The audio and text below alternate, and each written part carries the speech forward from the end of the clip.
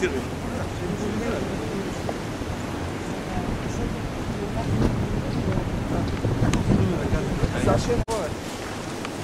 Да, сега застанете така пак, нали са? То как да застанем? Закрит. Не, отстрани, няма да се закрие. То се вижда. Аз ведето казвам Акуда, баща му се е казвал Кирко Киряков и са имали 8 деца. 8 деца, братя и сестри е имал Петко войвода. Когато убиват брат и първия приоритет, тогава той отива да отмъсти заради брат си, първия си приоритет. И тогава излиза и тръгва той. Бил е едър мъж, страшно добър и на 15 години се е научил да пише на гръцки, но с български изречения, с български думи. На гръцко писмо обаче. Тогава, като излизат, започва борбата срещу турците. Целият му живот преминава все по това. Няма да чета цялата биография, все поради този случай. Не, че Петко войвода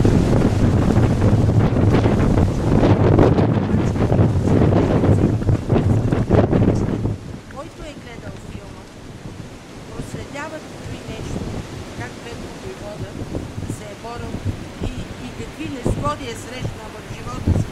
Не толкова от чуждите, колкото от собствените българи. И от новата власт, която е дошла тогава по той време.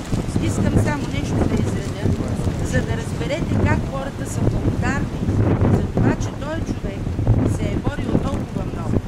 Значи, той умира на 7 февруари 1900 година. И заради това честваме сега този ден. Капитан Петко войвода има над 22 паметника в България. На него са посветени много народни песни, научни изследвания и литературни творби. По сценария на Николай Хачов за него е създаден спечелен изключително популярност биографичен многосериен филм Капитан Петко войвода на Неделчо Чернев с участието на Васил Михайлов. Наистина Васил Михайлов, това беше ролята му, с която остана пред хората.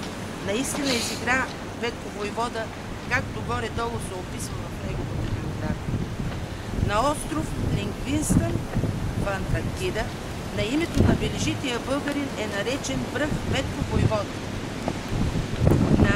През 2004 година в родното му село Доган Хисар е открит негов паметник, построен със средства на българското тракийско Гарибалди. На този връх заедно с Джузепе Гарибалди стои и паметника на Петко. Значи забележете колко народи го признават този човек. Защото навсякъде, където е минал, това, което чете, душата му е била добра. Въпреки, че е бил силен, здрав и точен мъж, дето се казва. Сега, цялата биография може да я прочетете, аз ще оставя, за да не се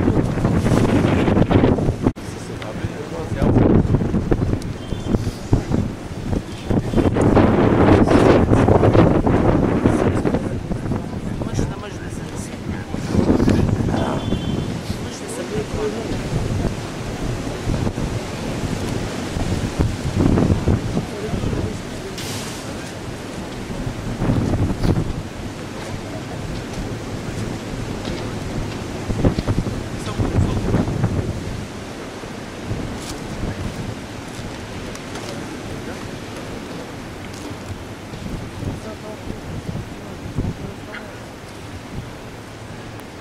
Явно си са притеснени.